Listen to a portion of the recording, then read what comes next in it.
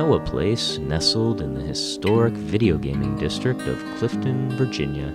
A special place, blanketed in winter snow, where the smoke rises from the chimneys and the mugs are warm with cocoa. That's Winterion Game Studios. Since December 11th, 2015, we've sought to bring you the finest in Let's Plays, challenges, and reviews, with high spirits and sage wisdom. We do our videos the old-fashioned way. All natural ingredients, no filler. Just the games you know and love, brought to life and appreciated. So go ahead, relax, enjoy the crisp winter air and a piping hot drink. Celebrate the year with IONGAMING. This is the Season 1 recap.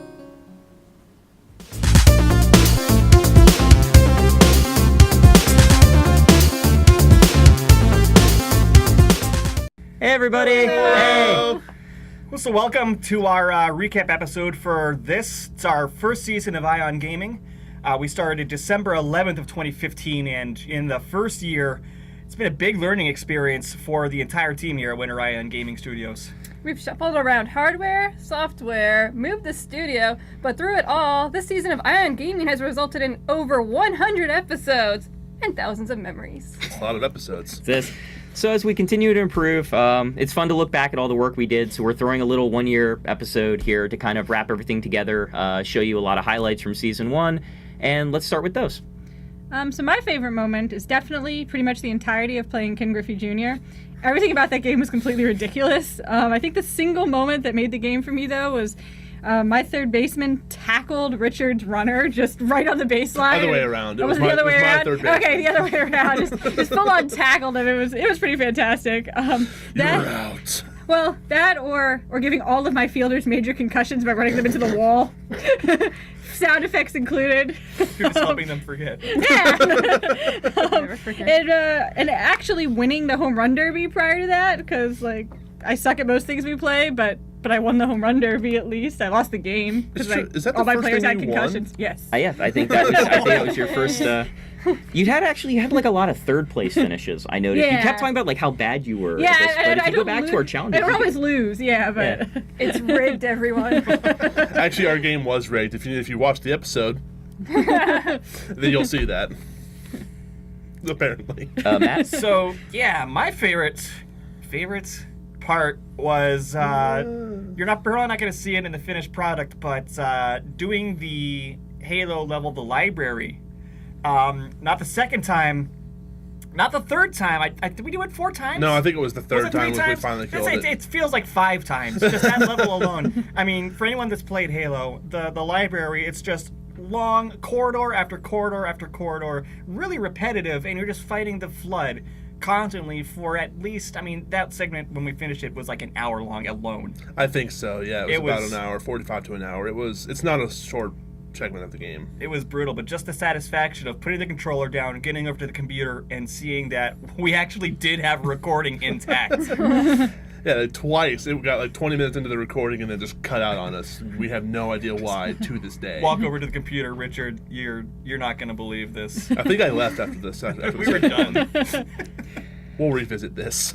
So, one of the cool things about doing these playthroughs is that even though sometimes we've had to shoot stuff multiple times, every time we shoot it, it's completely organic. So, we're doing the playthrough from the point, you see it from the start all the way to the end. It's, we don't stitch the footage together. So sometimes, stuff just kind of falls into place perfectly, and that's always a huge, I love when that happens. I love when we've got something and it just kind of happens. For me, we've had stuff, we've talked about mechanics, and just kind of out of sheer luck that mechanic happens either in that episode or, shortly thereafter. Bubble Bobble, we talked about level 57 and how that level is a major block, and if things don't work out for you right, you can spend hours on that. And going into the Bubble Bobble recording, I was convinced that was going to be a major problem.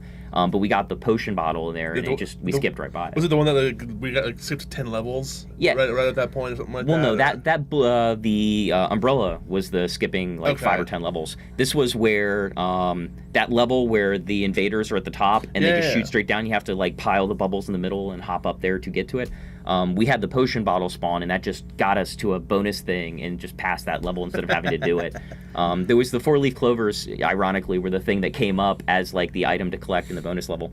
And then the other one's probably Mystic Quest, and we had the double level trick. Yeah, I think yeah. like minutes after we're like, so there's this weird bug where you have a chance to get 2 levels. Yeah, on Battlegrounds, if you get a level but get experience as a reward. Yeah, and it's not like us sitting there going back off footage to like look at the Right. status screen to type, like just happened. Yeah, So it was pretty beautiful, actually. But I think if I have to vote on one, it's the last episode we did of NBA Jam Tournament Edition, and that was Hillary and I versus you two, and the last second shot that I think, Matt, you were on like a 7-point spot, and you were down 6, so it was the shot at the buzzer for the win. Yeah, and it like rimmed off, and we almost had it. We were so close. Tragic. Yeah, but it's just like when that stuff happens and it's like dead on, I love it. To me, that's the best. Our videos are organic, grass-fed, and locally raised. No filler, no gamo. 100% No, 100% Gemo. Games the way mana intended. Well, for me, it's having been a part of so many of our games. I've got so many kind of favorite moments. Like I could think of the bread and butter conversation we had in Halo, or your entire baseball team leaving in a stretcher, or any number of the events that happened during Ninja Gaiden. But I think, other than some of the upcoming parts of the upcoming moments in some games that we're recording now for Season 2, my favorite would probably have to be in Super Bomberman when we were all playing together. There was a stage called Duel, which is just they lock all 4 of you in the center of a room, and whoever gets out first, there's a whole ring of power-ups around the outside. I got out first, and I just ran through. I got all the skates, just got about 14 power-ups, and then I blew myself up because I was just hysterical and giddy, and I just... broken. Nothing's better than watching people play Super Bomberman for the first time. The amount of like self-destruction is just, it's the best. Oh, yeah. Unlimited power. You don't know what to do with that kind of power. Seeds! Yeah, that's probably my favorite moment. So I just like to point out that out of all your favorite moments, none of them had to do with our Kirby playthrough because you're too busy carrying me on your Or back. maybe it's because I read the script and I know that you're going to mention one. The script? No!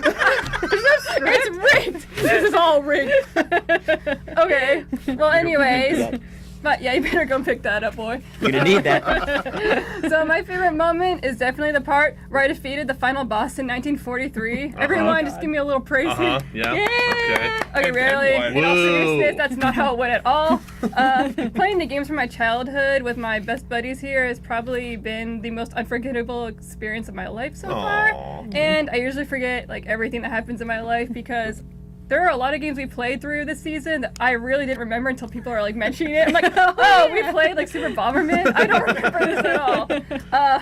It's really hard for me to pick a best moment because I don't know, all the challenges and stuff has just been really fun. But probably my favorite part out of all the games has to be in Kirby Superstar, where Richard suddenly comes sliding down the cliff, flexing as like a giant rock statue. I did not even know that was in the game, so I was really taken aback. And Frankly, I didn't know either. so like we just like stopped talking for like 5 seconds. We're just like, oh. Well, I was dying of laughter on the couch. We're just done for like 10 minutes. And that's probably my favorite moment so far. Nice. All right, so as much fun as we've had in the studio, maybe just as exciting this year has been how many places we've gotten to go away from Clifton. Starting at the beginning of the year, before we even had the studio up and running, ready to go, we attended MagFest in February. They usually host it in January. We attended in February 2015. As always, that's a blast. The people who run that they're the best. That's our local convention here in the area. They're up over like 20,000 people attending now. It's just absolutely terrific. It's pretty close to the nation's capital, so it's kind of got a big payroll to work with there. It just gets larger and larger every year. Like they Yeah. sell out so quickly now. Did they sell out yet for this? They're talking, They think there'll be no tickets at the door this year. Yeah. which is it's wild. The venue they do it at, the Gaylord, is just this gorgeous hotel and convention center, and National Harbor is just beautiful, especially at night when they light up like the Ferris wheel and everything. So Try the crab cakes. Oh my god. Oh, the Oh my crab cake God. restaurant. For days. Like, can't do like a sponsorship thing somewhere. Crab Oh, that place cakes. is so good. Little like Starburst like. And then I hope to drag the team with me, but I personally also made a few trips this year. The people at Too Many Games in Oaks, Pennsylvania were nice enough to invite me up there. I did a discussion on transmediation in games and opera, which was terrific. I had not had the chance to present to a group before, and the audience there was terrific and had great questions for me. I hope to be back up next year for sure, if not as a panelist, definitely as an attendee. In addition, Ferris Bueller, aka Christian Dietering from Plano, Texas, was nice enough to invite me down for the Let's Play Gaming Expo in Plano, Texas. It's a big multi-day event. They had a huge Smash Brothers tournament. It was kind of the highlight of that event there. But they brought a number of people to talk. Jeff Wittenhagen discussing the complete SNES, which is out now. That's done. That's available. Jeff was nice enough to have me in the book, so there are some SNES games reviewed by yours truly in that. In addition, the people at Retro World Expo in Wallingford, Connecticut, invited me to go up there. That was a terrific time. I got to meet with the RetroWare team. They do tremendous work. This video series they do, the things they put out, that is a very, very loyal community. They are super into the retro game scene. They bring a lot of people in to do writing and video reviews and stuff, and I definitely hope that we'll be collaborating with them in the future. That'd be great, and I definitely would love to. I mean, MacFest is the only convention I really go to because A, it's right around the corner, and B, it's not stiflingly large like PAX East or any of the other massive conventions. So going to the other conventions, like the smaller, more tight-knit conventions, would definitely be a great experience for everyone. And there's something for everyone there. It's like a couple phases before you get to like Comic-Con and things like that. It's which I wouldn't. I just wouldn't. Oh, weather in San Diego is nice. Yeah. There's that. I like the cold. Yes. It's Winterion, not Summerion. Oh, he's Fair right. He's point. got that. He's Right. got that, yeah. So This season would not have been possible without the efforts of some very important people that are no longer with us. We'd like to take a moment to pause and reflect on those we've lost.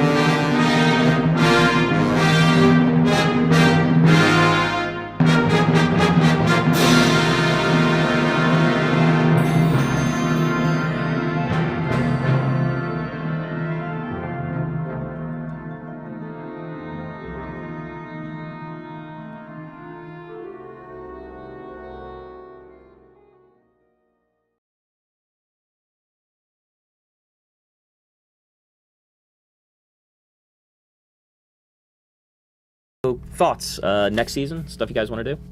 So I'd like to do like a mini series of taking a game, like a game series like the Metroid series or the Castlevania series, and just showcasing from its first iteration on like whatever platform it started on, like NES, Sega Genesis, and just going game by game by game, going through each game, highlighting the differences, highlighting the game style changes, you know, whether it's, you know, they went from a third-person game to first-person, something crazy like that.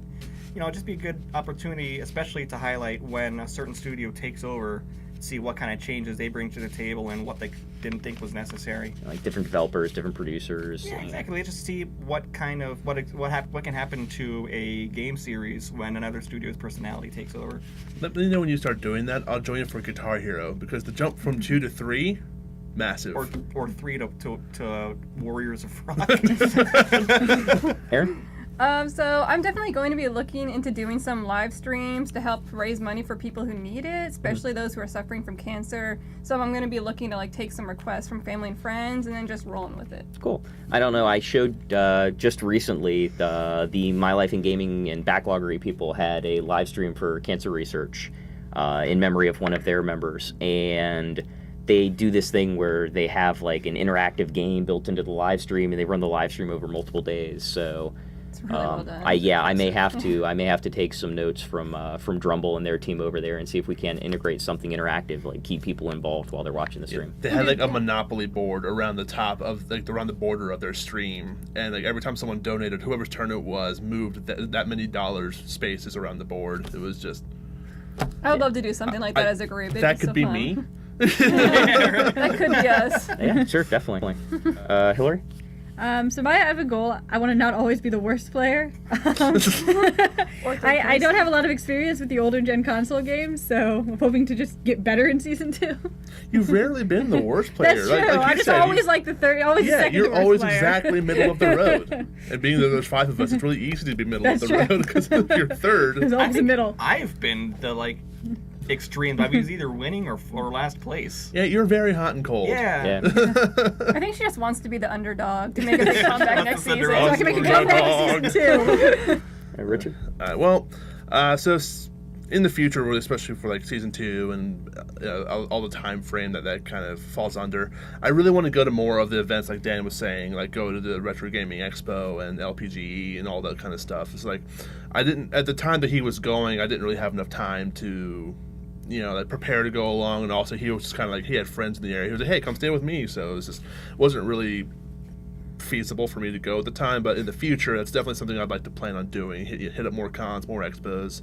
I'd love to meet the people that you did, and also meet, you know, more people that might want to do some collaboration kind of projects, and also even if I'm not representing WGS, which, you know, I will be because it's still cool just to meet, you know, people who have similar interests. It's what gaming is really all about to me. Is just sure, it's something I can sit down and play, but when I can share it with other people, especially those I don't know, that's just awesome to me.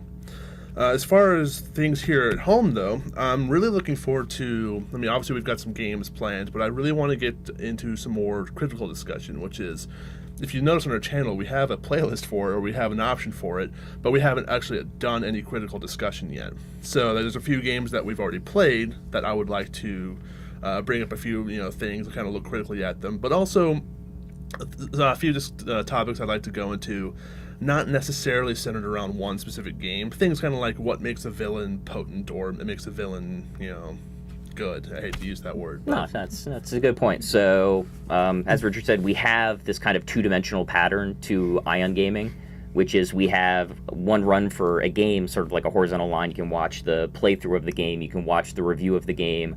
If it's a challenge instead of a standard playthrough, it's, you know, flagged that way. But we also have the critical section, and our plan going forward is to take the games we have played and use them as launching points for discussions. So if we get into a discussion of difficulty, we may use Ninja Gaiden as the excuse to make that discussion, but the critical video is really going to be a long-form discussion of difficulty in general in video games, and Ninja Gaiden is just kind of the excuse to get into that discussion. It's not just a Ninja Gaiden video. In the same way, like villains, you know, maybe one of our RPG playthroughs is a great, you know, launch point into what a good antagonist looks like. or one of the sports games, we can get into some of the simulation versus arcade. You know, why is Tecmo Bowl as beloved as it is? You know, where's the line between those start and end? And, you know, there's lots of topics you can get into with these videos. So I think we have a lot of bandwidth available, not just going forward with new stuff, but even going back to our Season 1 videos and picking those topics out and doing critical videos based on them.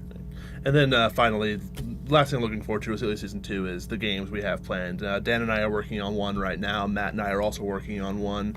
I know Erin has a few things that she wants to work on, so that's all very exciting things. And I can't really spoil too much about what games we're going to play, but I can tell you this. I can think of 108 reasons you should watch Season 2. Asian bird simulator. Oh my god, are you actually recording that? Oh, that's happening. Oh yeah, that's one of them for sure. And that'll be good. And we'll also have a chance. So we had a couple special guests kind of come on board in Season 1. So I think as we kind of get more comfortable and settled in the studio, and we're just about done. The studio is probably about 90% done. As we kind of get everything settled here, bring more people in, shoot more stuff with guests, you know, kind of expand. I'd also like to, for our challenge episodes, I have subjected you to too much virtual pinball. I think it's about time I consider subjecting you to the real thing. If I can get, we're looking into a better camera array, potentially shooting live pinball, and I think us going to these conventions is potentially the perfect opportunity to just find a machine we want to shoot and run a challenge episode right then and there. Hey, look at Sure. Breakfast. We have need so that many machine that had pinballs. all those multi-balls and gave us like 50 balls at once. That machine was I don't know what to ridiculous. do with I don't this. remember which one it was, but that one was ridiculous. Can't I hold all these balls? All right, and last but not least, before we close out our end of year here, just a chance to throw out some special thank yous. Yeah, a big thank you to all the humans in my life who have encouraged me to stay awake long enough to be a part of this awesome adventure with my friends. Thank you to my WGS buddies here for being top-notch party members, and especially to Dan here for finding it in his large heart to be patient enough to put up with me and my horrible puns. Thank you so much. It's a serious metal Oh, no, creation. it's all of us. We're all putting up with You that. guys are like the peasants of this. He's like the king. We're just following his lead to accept your I'm in puns. so many videos. And I'm a peasant. What is this? Yeah, but like top tier peasant. Yeah, you're the top peasant. What does that make me? The one You that could doesn't be have to a- stand in the mud. Like the surf commander? Sergeant Surf. Sergeant Surf. That's it. It's done. It's Oh, done. yeah, that's the highest you can go as a non-commissioned officer, right? So there it is. There you go. Sergeant Surf. I'd have to go change my gamer tag now. All right, well, for me, it's, thanks first go to Dan, obviously. Let's Play is something that I've wanted to do for a long time. I've just either, lacked the motivation or the finance or what have you. I could list a billion reasons that I made up. But it was nice of Dan to really kind of push this forward and see fit to include me in it, so I could actually start going forward and playing games and being able to not only play games but also to discuss them in a critical fashion, and also just kind of put all that online and foster discussion. It's really kind of surreal to me to finally be able to do something like that. I know it's such a minor thing to do in life, but it's also been really invigorating. I've had a lot of fun, and it's really given me a lot of things to look forward to. Like, you think of like recording sessions sounds like some serious business, but I actually look forward to it every time we do it. Thanks as well go to everyone who is still watching. Yeah, everyone that enjoys our videos and leaves comments and discusses it with us. That's one of our favorite things. If we didn't have you guys, we obviously wouldn't really have much of a program here. And thanks last goes to everybody here. My co-hosts here, they motivate me. They invite me to do games with them. I invite them, and they oblige me in doing games with me, and it's just. It wouldn't be as fun, or it wouldn't be as fulfilling if I didn't have them with me. I mean, it's a gamer's dream. This is like truly an honor. That wasn't supposed to be funny. It was serious. No, it's a good observation though. I obviously would have to thank Dan first also. I mean, we've all known Dan a very long time, and Winterion Game Studios has been like a twinkle in his eye for like years and years and years, and to see it finally come to fruition like this, it's really amazing to see. And I have to thank the rest of the team. I mean, we've always been a really tight-knit group, but just doing this together, it's it just makes us feel more like a really good family as well. And it just brings us closer and just helps us try to work together to be better. I have to thank my family. My dad really gave me a deep appreciation for video games and gave me a really good competitive spirit too for video games. And so I think that really helps bring that to the gaming table. And last of all, I really want to thank just the gaming community in general, especially the people pioneering YouTube, Twitch streaming, YouTube gaming. Just these people, like, my biggest joy is sharing my gaming experiences with other people, and without them, this avenue wouldn't really exist. So big thanks, to the community in general for just pioneering this and bringing these games to many more people. A note on that, you guys really lucked out with your parents fostering games for you. The best thing I got was my parents would kick me out of the room so they could play Dr. Mario. My dad loved Dr. Mario. But the thing is, We got an N64 when I was in high school. the thing is though, they built us up on these games, but then they sold our NES at a yard sale for $20. Broke my heart. All the games and everything. We didn't have another console until the Wii came out. Wow. We had to like beg our friends to let us play on their 64 and stuff. So in my case, my parents made a terrible mistake. They left a Commodore 64 unguarded, and a chair close enough that I think the 2-year-old version of me was able to clamber up into the chair and start hitting keys, and that was it. I mean, before long, I was sitting there rewriting BASIC to get games to launch, and He said Commodore 64. He's old. yeah, no, I sit there and now that I have the opportunity at George Mason to teach in game design and game history, one of the things I've learned is researching game history for me as sort of an early generation gamer is easy and comparatively easy, but I always have to remember the people who are right now, freshmen and sophomores in college, their first system is something along the lines of a PS2 or a GameCube, and there are multiple generations of gaming that are they are historic artifacts for these students. So, I kind of have to pause and kind of reset myself in my head and okay, you can't assume certain amounts of information. You actually have to teach this stuff. So it's easy to take that stuff for granted. Oh, for sure. It's it's very easy to do that, especially when you were there, kind of close to the ground floor, and things have advanced so exponentially in all those years. These kids don't know the Jack we owe. and that's, you say that, but it cracks me up. So many of these students now, they do, and I think that's maybe one of the most valuable things about what we do. They do curate a knowledge of games through videos, through online content, through streaming, through YouTube videos, through these communities that kind of appreciate games. We've had the benefit in a lot of other forms of art, in books, in movies, in TV shows, etc., to have years and years of this stuff, in the past. And people have done this for us. They've told us MASH is a great show, Cheers is a great show, Seinfeld. They kind of they've built up this list of things. Books, obviously, for hundreds and hundreds of years, all your language arts classes, they've gone through and they've kind of picked the best of the best, and they teach it to you so you know these things.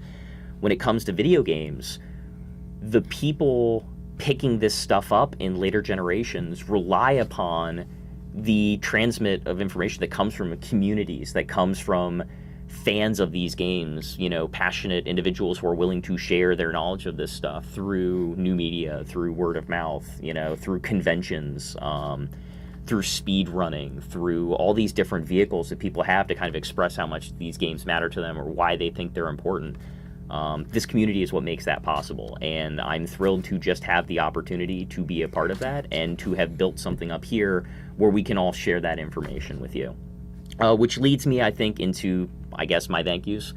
When I formed WGS some time ago, I didn't exactly know where I wanted to take this thing. It's actually existed since 2010. And it was a bit of a creative clearinghouse for me at first. I got the chance to work on some pen and paper RPGs as a consultant. I had done some small press video game work for a couple friends, but I wasn't really until the summer of 2015 that I had finally kind of seen where I wanted to take this. I had started teaching at George Mason, and I've gotten the chance to see how important the community is and how valuable things like Let's Plays and reviews and creative videos and how meaningful this world really is, even amongst the small press individuals that do it. And because of that, I knew that this was the direction I wanted to take Winterion Game Studios, right? that getting the chance to do Let's Plays, critical videos, review videos, that this was a chance for us to contribute to that kind of, gaming zeitgeist, if you will. And that's everything to me. That is why I do this. I do this to, as the best of my ability, share with you, the viewer, and whoever stumbles upon this, in the ashes of, human civilization tens of thousands of years later, why I think this stuff is cool, why I think it matters. I want to see like an alien like walking through scorched earth. What's this? Chrono Trigger? That one's got to make it through or we're all done skiing. But I do have a list of names I'm going to read off here. So in no particular order, I got to thank the people at George Mason University for supporting my research. I want a big shout out to Mark Duddleson and Corey Crawford, the entire team at My Life in Gaming. Your work on My Life in Gaming is what made the studio a possibility. The hardware we use, the arrays, the setup, your kind of technical, willingness to take the dive and figure out what that stuff was and do that research has given us, and I know a lot of other streamers, all the tools they need to really make these retro games pop and show up in high quality video with great sound, and for us to do the overlays and the kind of the finishing work to make those videos possible. Our videos are a lot less polished if not for your work, so thank you for that. I need to thank some of the community groups I've had a chance to discuss this with, groups like Atari Age and Nintendo Age, who kind of were willing to bring me in and talk, shop with me about how to get some of these consoles modified, who the people in the community were to reach out to do this. It's also what got me connected with Jeffrey Wittenhagen and doing the writing for the complete SNES. And getting kind of involved with the community at the ground level. So they were definitely somebody I needed to thank. The family, just everybody at Screenwave Media. So the convention in Oaks, PA, Too Many Games. I reached out to Justin and Ryan and talked with them for a while. And Screenwave is a great group. They do terrific work. They've got a lot of shows under their umbrella. But they were nice enough to kind of be willing to, take an academic aside and talk to me a little bit about how they do shop and how a lot of their different channels work and how they brand things, how they stylize their videos, do their carding. So I owe a lot of thank you to Screenwave Media for all of their input and assistance in this first year. In addition, Alan Binley. So we all got the chance to do an episode of 1943 for Chasing Happiness, and he, Alan does a great show.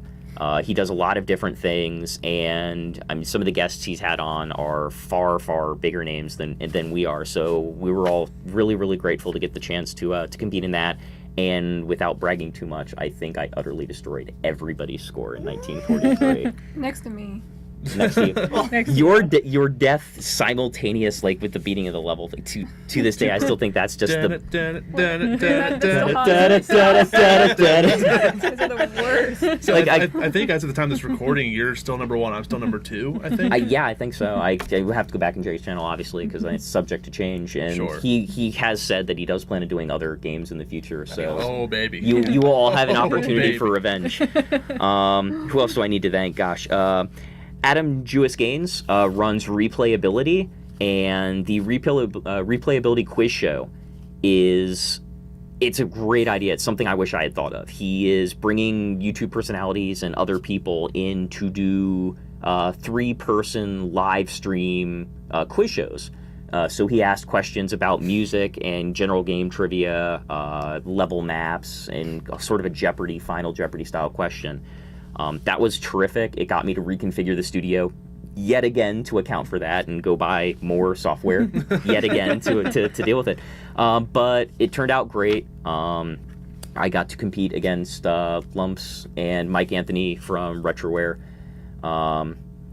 and I won. So yeah, so I get to brag a little bit again. You only wagered like what was it, 4 points? Yeah, I got lucky. The only reason I won is because the other 2 people didn't get the final question. Was StarCraft Ghost? Yeah. Was the final answer, right? Yeah. And so I definitely I should have bid a lot higher on that, but You and Blizzard Games, Winterion. It's one of those I should have absolutely. Who else do I need to thank here? 2 major people or companies rather that make the show possible. Google and Adobe. So Google is our back-end support. All of our domain information is through them, our email, the coordination, the calendar. All we do as a company to kind of organize and structure and make our recordings happen. Because we all live pretty busy lives and we all have, different schedules. And so that's kind of, Google is our one-stop shop. Obviously, YouTube is where we host all of our videos. We also have our cold storage through them now. And a lot of what they do is what makes our show possible, really. So I need to thank all of them. And then Adobe, for whom After Effects and Photoshop and their suite of products is how we actually do our recording. That cool effect you're seeing right there. Yeah. That's all of this nonsense is because of their hard work, and I shell out a fair amount of money every month for said stuff, and if you wanted to totally knock that down a bit, I wouldn't complain. But in all seriousness, we do get a lot of value out of the software that you make. So I am personally appreciative for everything that both Google and Adobe make possible. Who else do I have on my list? Family and friends. Not counting the 4 of you because you get a special shout out. But there are a lot of people who, at various points in this process, could have said things other than follow your dreams and chase, what you're doing. There are plenty of people who just been like, yeah, you've got a steady job, just stick with that and don't worry about the side stuff. Or, you don't need to go back to school. You've got a decent thing going now, so why, rock the boat? But nobody did. The universal answer I got anytime I brought this question up to people was always kind of, follow your dreams. And so because of that constant push, it was always in the back of my mind, and I finally decided to pull the trigger. And I'm super glad that nobody convinced me otherwise, and I think it goes a long way in kind of talking about the quality of the people I've been lucky enough to be surrounded by. Which brings me to my final point. the people you're actually surrounded by. The people I am physically surrounded by at this point. Nobody can do this alone. I've watched more than enough Let's Plays now to realize that the true strength in this is in having people there with you to foster discussion, to bring out what is really the true kind of identity of Let's Plays, which is kind of reigniting that same thing you had happen as you were a kid. You were all sitting around the couch together, talking about the game, playing it, talking about life. It's an expressive medium, and your unique perspectives, your willingness to sit through all of these games for hours and hours and hours and play all this different stuff, even though some of you have different games you're better at or worse at, that has made a world of difference. And I don't think a single one of these videos at any point would have been possible at all if I was sitting there by myself like, I'm going to do a video for blah. Like, it doesn't work. I've tried it. I know. I've spent enough hours in our studio while I was trying to get the studio equipment all working, recording games and sitting there talking about it. And 3 minutes in the video, I'm lost. I mean, this is a group event almost by definition. I struggle to see any Let's Players really effectively do this, individually. And we don't script, so a lot of what we do, we don't script our playthroughs. Yeah. And because of that, the 4 of you have been tremendously effective, I think, in your roles. And I thank you all so much for what you do. So with that, the last people I have to thank is you, the viewers. The show has been tremendously fun for us to do, but at the end of the day, if we're just doing this and it's kind of going out in the ether, it defeats the purpose. So I'm really glad, those of you who are here watching this and have tuned into all of our different shows, by the time this hits the air, we're going to have over 100 videos and I believe a few thousand hours of recorded watching now. And that's great. That means the world to me. So I'm sure I speak for everybody when I say thank you. Seriously, thank you. You guys are the best, and I appreciate you being with us through this. Season 2, hopefully, will be even bigger and better than the last. So from all of us here at Winterion Game Studios, thanks for watching, and see you next Tecmo.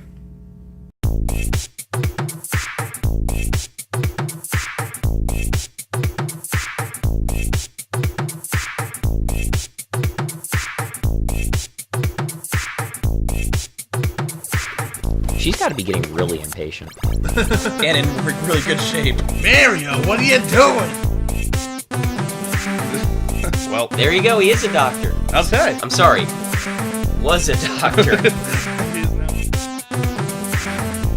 You're like quicker than the You can't even see screen. where the Dear God. This is like fastest this is like tool assist stuff right here. All right, I think I got it. Come on, lean, lean, lean. Yes! That didn't take that long at all. Guarding the 8-point spot.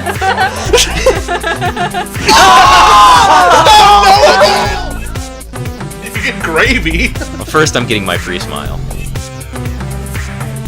Smile is always free. If you need to cheer me up, look at the face in the building. Oh my God. Want me to ever win? Turn to sender. Oh, Stop.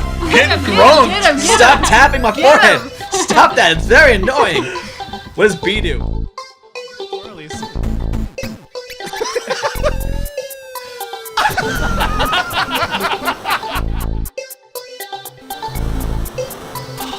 What excitement.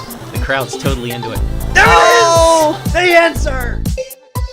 Uh-oh. I made the same mistake. Oh, Ah. Joe Montana with a Oh. Uh-huh. That's why. So he's oh. I not heard that. Pretty sure that's for like Oh, some. look at this. Oh, you get to scroll it. Wait, what? There we go. Beat down. Beat down. Oh. Oh. Yeah, what now? Do he got booty? Yeah, he do.